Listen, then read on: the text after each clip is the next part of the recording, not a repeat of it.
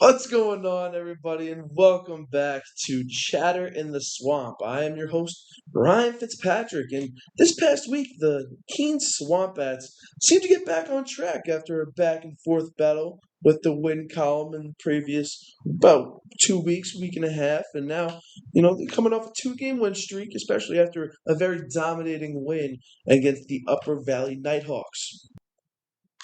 And how about that youngster, Ty Manolfi?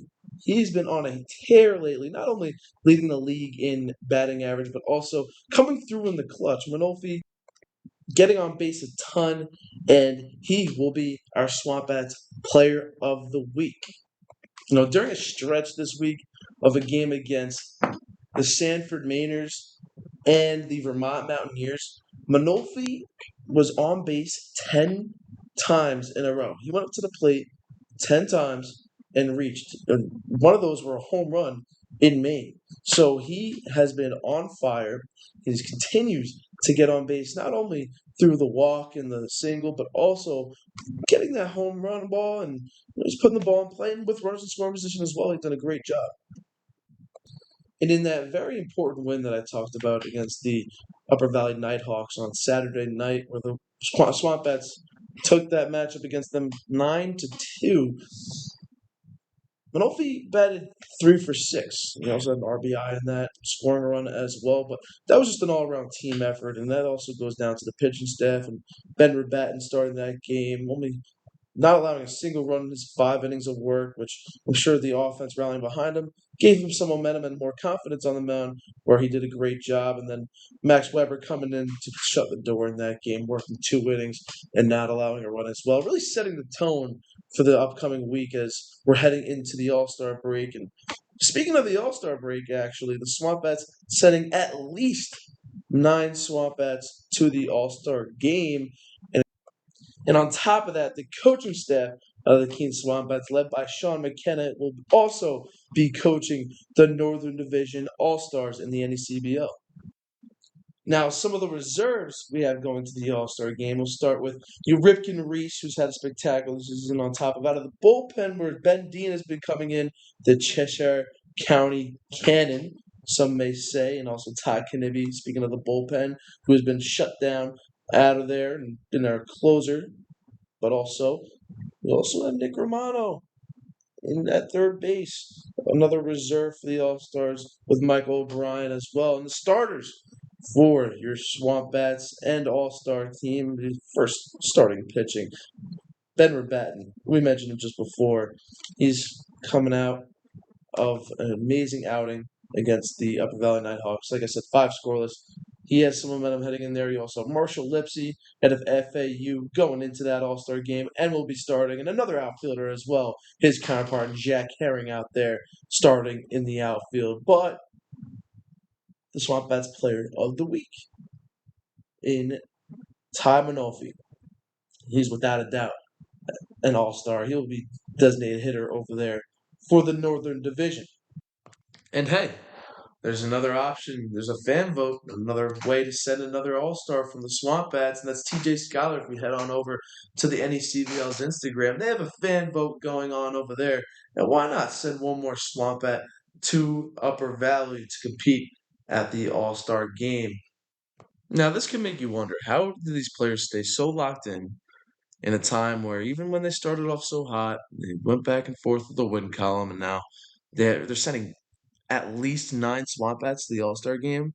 That it's something special, including coaching staff as well. And what goes into being a player for the SwampBats? And I had a chance to catch up with one of the SwampBats star catchers in Zack Thompson, who's been a SwampBats backstop since day one. Zack Thompson in the house. What's up, man? What up, dude? You doing good? I'm great. How are you? I'm good. Thanks for making the trip on the podcast, man. Of course, I'm Appreciate you. glad to be here. Yes, Of sir. course, and the SwampBats, Yes, sir. college ball, Yeah. I'm a catcher for the SwampBats. I was at Mercer this past year, but I'll be at Gardner-Webb this fall, so I'm amped and I'm glad to be here this summer. So, Yeah, how you liking the SwampBats so far? dude, it's great, man. I mean, like everything about the organization is done up right. Um, great teammates, great coaches, great organization all around. Cool field, cool setup. It's awesome playing at different parks, playing up here. I mean, the weather is great up here. I'm used to like humidity, like 95, like almost every day. But up here, man, it's nice. It's nice, and it's been great so far. Just gotta keep winning. So. Yeah. Yes, sir. You say you used to humidity. You're from Georgia, right? Yeah. From Georgia. I'm from LaGrange, Georgia. It's west. It's like 40 minutes from Auburn, about an hour and a half. Auburn, Alabama. It's about an hour and a half south from Atlanta. Right. But it's like real west, like right next to the Alabama border. Lived there my whole life, and it's been great. So. Yes, sir. And you've had quite the baseball journey as Uh-huh. well. You've been from, obviously LaGrange High School to Gordon State to Mercer and now Gardner-Webb. So how's that shaped your baseball career? Yeah. So, high school, LaGrange, that was great.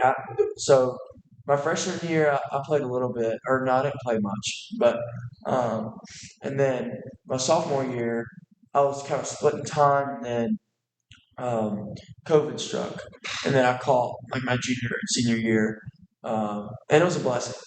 Senior year, going into my senior year, God blessed me to be able to make some strides hitting wise, and that kind of pushed me to be recruited from Gordon State. And JUCO ball was so fun. We all lived together. We all hung out. And it was just baseball. I mean, it's a town where you don't really got much to do. So you just play baseball and you hang out with your buddies. So it was fun. And then Mercer was a great experience for me. I'm thankful I was there for a year. And then now I'm going to Gardner-Webb. So You said you experienced COVID when you were sophomore in high school. sophomore high school? Yes. Really? Yeah, sophomore. So Yeah. you graduated high school in 22? 22. Yeah. Really? Uh-huh. Born in 2003? Yeah. Down south, like, so it hit my sophomore year, like March of my sophomore year. That was when COVID struck. Right. But then, like, south, we didn't have as many like regulations. Yeah, I know you Like guys. COVID and Yeah. stuff. So like, we still had to wear a mask, but you could go to school and stuff. Now, did you start school late, No. or we did started you? in August? No, I mean like in Oh. like years wise, because I was born like a week after you, and I graduated high school in 21. Yes. So my 8th grade year, I repeated 8th grade. For like maturity Okay. reasons. Yes. Uh-huh. I repeated 8th grade. Great decision for me. Great decision, yeah. Really? Describe going through that. So, Going through a repeat year. me and my dad kind of talked about it, um, like when I was in middle school, and we were like, why don't you like stay back a year, go to Christian school, and you can mature and get ready for high school. And then during my 8th grade year, I was like, Dad, I want to do that. So I was like, all right, let's do it. So I was at public school for like all my life till 8th grade. Then I went to a Christian school, for Lafayette Christian School for a year, and I did 8th grade again there. And then I went back to public school, went to LaGrange High. So, And how was that meeting new people? Like, did you still hold on to the same friends you were in the original grade with, and yeah.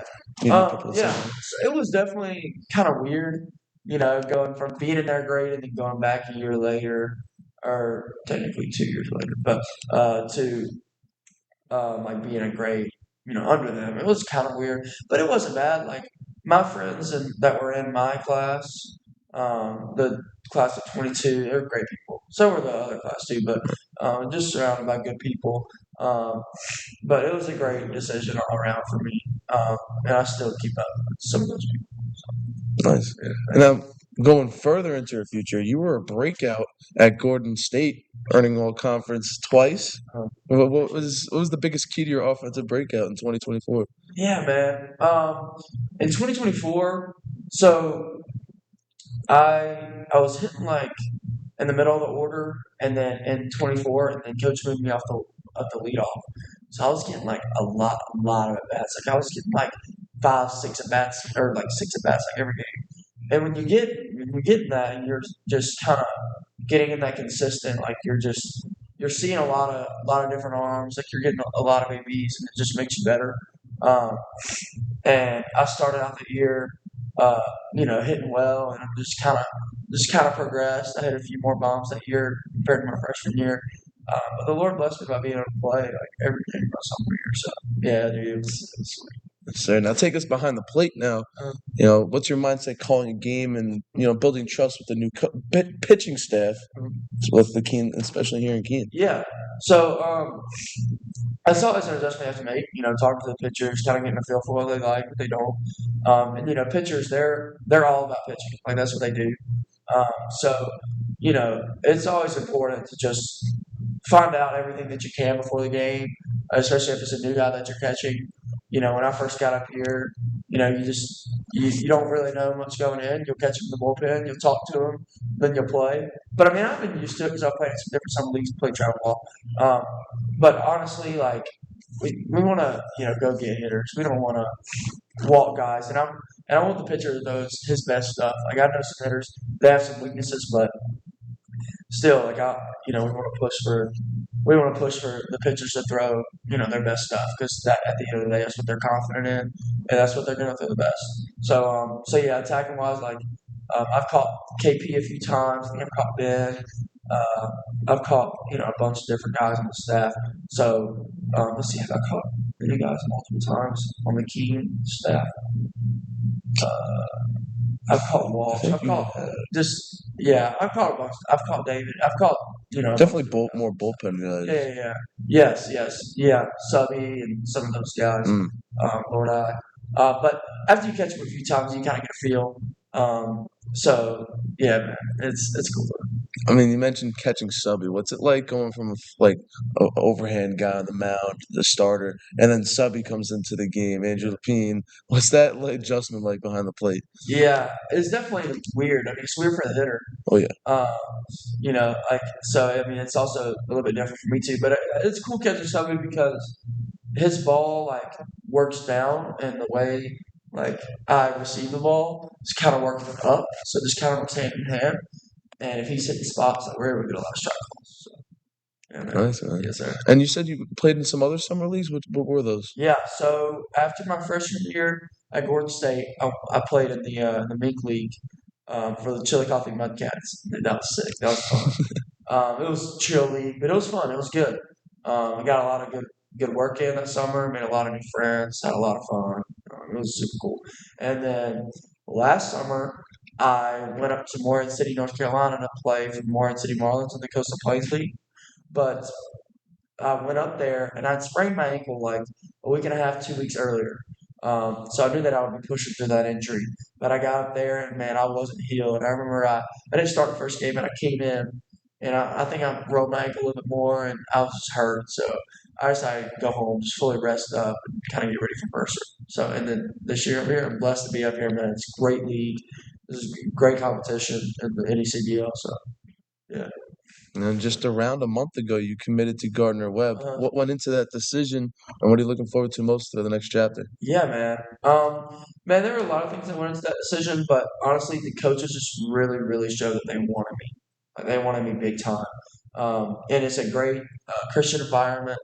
Um, and yeah, man, I just really like the coaches and everything that they've told me, everything that they've poured into me so far, and I'm not even there yet. So I've been really thankful, and I'm excited to get to work there after this summer. So, but got to win a championship here this summer first. Oh yeah, here in Keene. That's right. And then, but you also played at the JUCO level, and then you played at the D1 level. What's the biggest difference in the competition there? Good question. So, I'd probably say the scouting, like D1s, they know a lot, like everything about you. There's so many, different, like things to use, like True Media.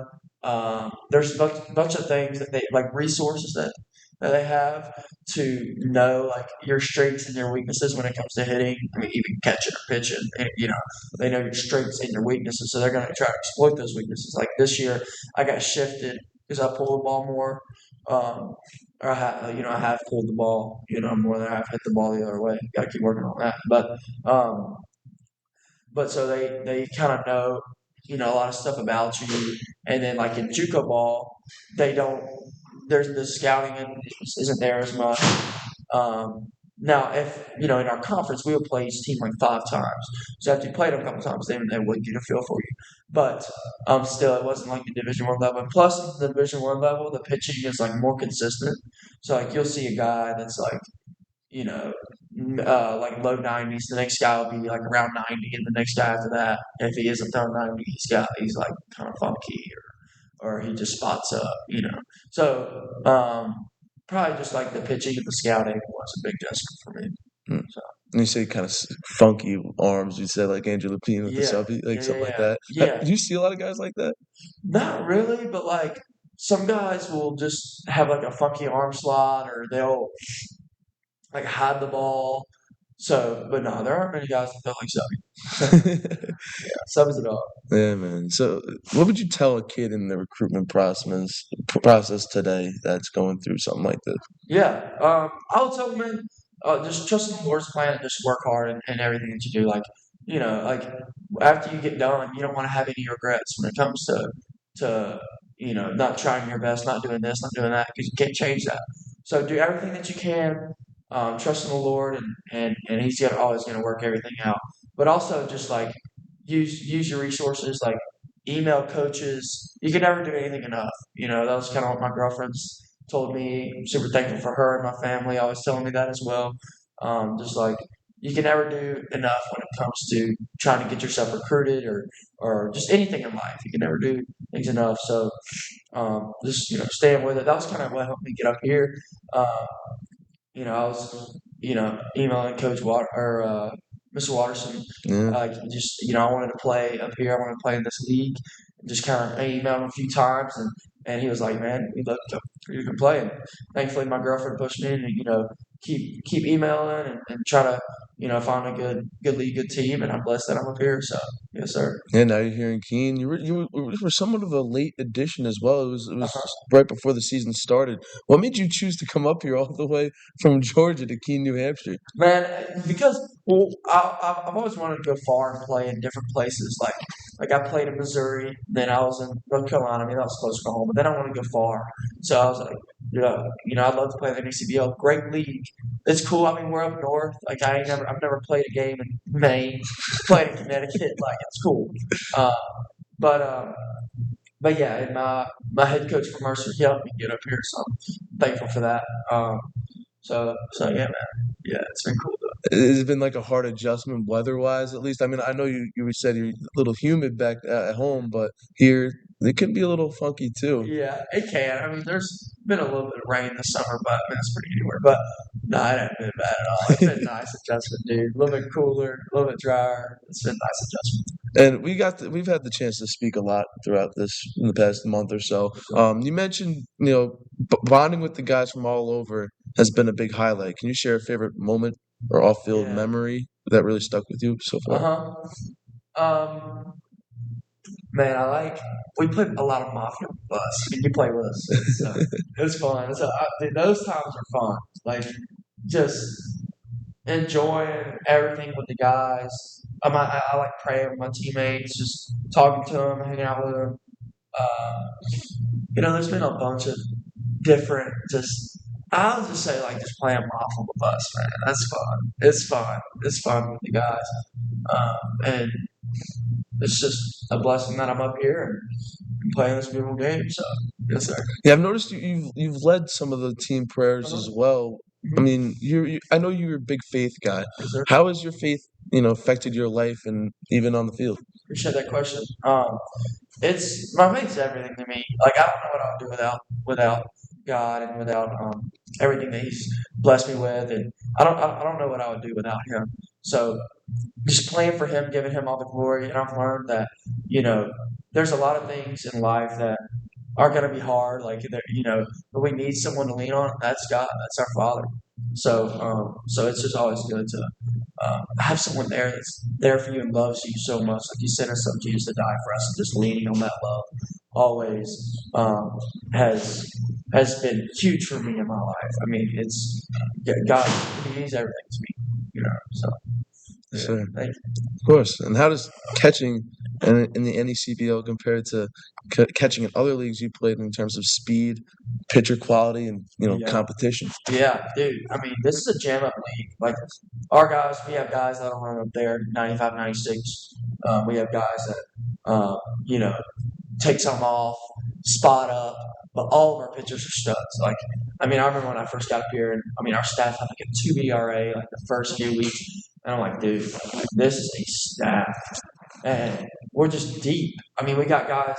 We'll have just guys rolling like coming in the game and like just seventh, eighth, ninth inning, and we've already thrown 4 guys. We still got a bunch of guys in the pen ready to go that are really good stuff. So um, it catching wise, a lot of guys try to run in this league. Well, they have tried to, and so it's been good.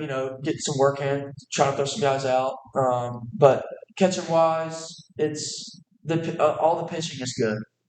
So it's been fun catching these guys, and it's good for me too to catch good pitching because it makes you better. Yes, sir. Yes, sir. And you've been recognized for leadership on and off the field. Where do you think that quality comes from? My dad he's a Scott. strong leader. Yeah. It's got to be. It's got to be. He's my dad's my best friend. He's a leader in my life. He's always been, me and my dad, we go hit all the time, and he's always led me and encouraged me and showed me a great example. So I just, I want to lead others. I think God's blessed me with that quality as well, leading others, and I'm thankful for it. Definitely blessed me with the ability to strive to encourage others. So I think that kind of plays along with leadership. So yeah. Yeah, you're one of the older guys Uh-huh. on this team as well. What's that like, playing a role as affecting these young guys? They're trying to navigate through the college process, and you're, calling the shots behind the plate. Yeah. Um, it's cool. I'm not. It's wild to think about that I'm about to be a senior in college. Like or my 4th year of college. It's That's wild. crazy. I mean, it feels like not long ago I was going to Gordon, about to start my freshman year, and I'm about to be in my 4th year. Um, so I mean, I don't even look at it as like I'm an older guy because we're all kind of new. Like, or we all is this summer ball. I don't look at it like that. I just like to play, like to have fun with the guys, and lead them up however I can. But I also just try to be positive. Um, the Lord's definitely blessed me with that quality of always trying to be positive. Uh, so yeah, I mean, just any way I can, I try to lead up the guys. Positivity could be key because you came up here day one right after you were a late commit to this team, Yeah. and opening day against Danbury, you blast 2 home runs. 2 games later, you blast another. I mean, how did you come up here and do all that, have the immediate impact you did? Yeah, I remember when I got up here. Um, I told Coach O'Brien, our head coach, he's the man. I told him I was like, Coach, I'm willing to work on anything, any swing changes, adjustments you think I should make. Tell me, like I'll do it. And he did. Me and him worked. We worked those first days. So we had practice. We got up here a couple days early, had practice, got to know each other. Um, and I worked on those things, and it just kind of played into effect those first couple games. And everything was just clicking. I mean, sometimes in baseball everything goes your way, sometimes nothing goes your way.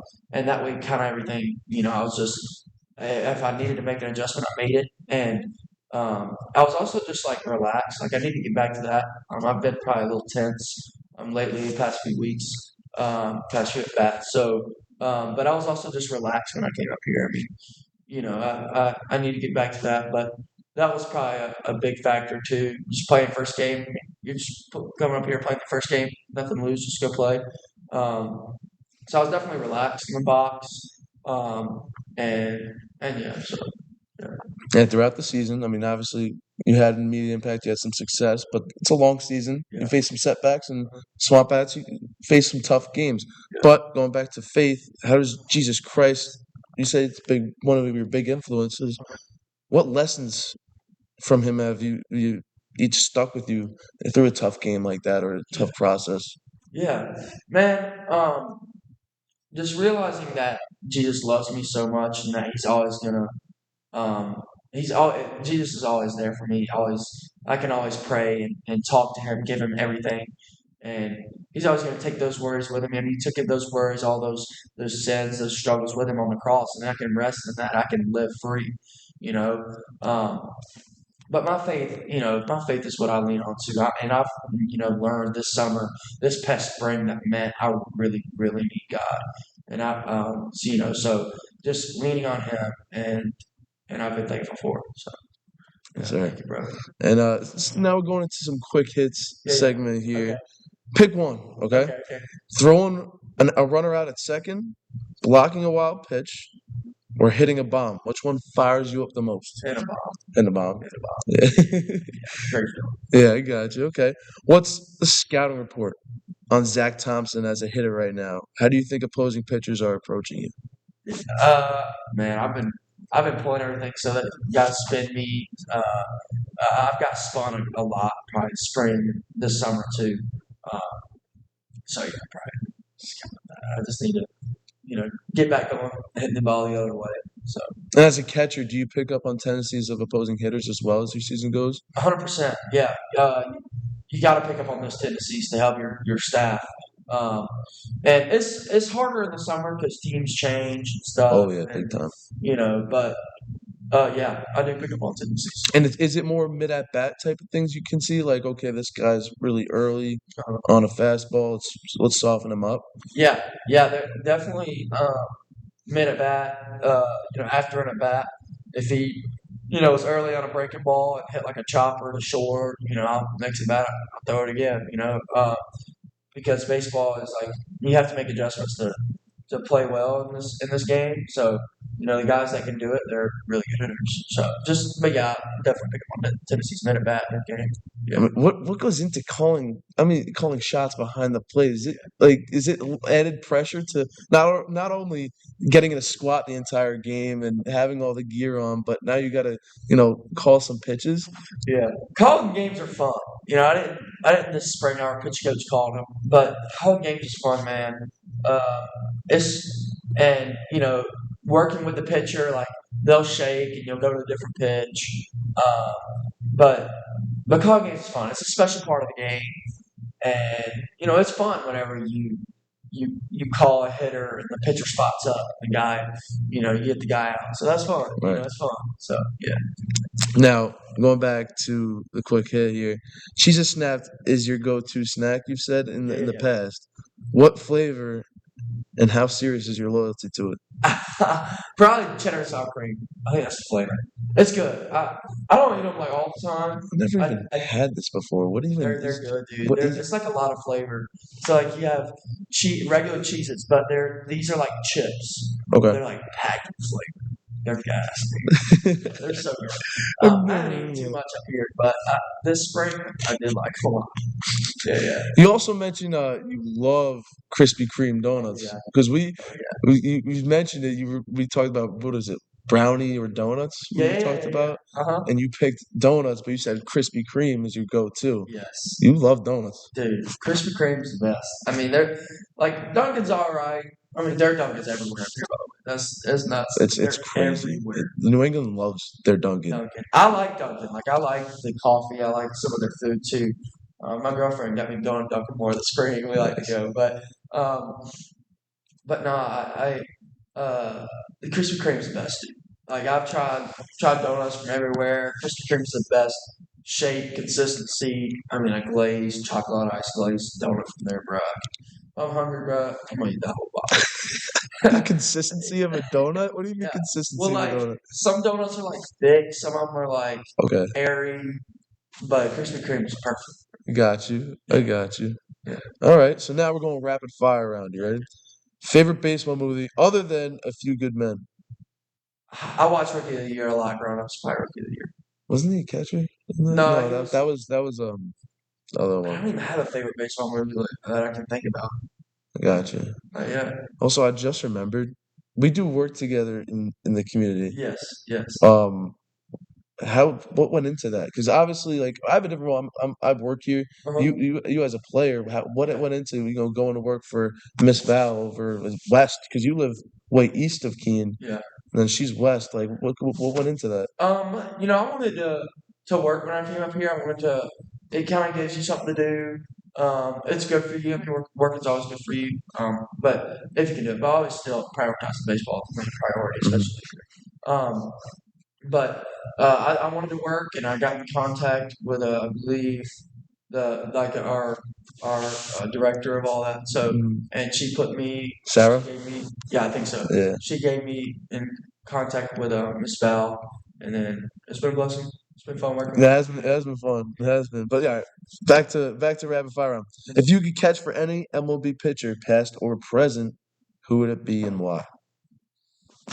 Garrett Crochet, that dude's That's a stud. random one. Yeah, it is. It is.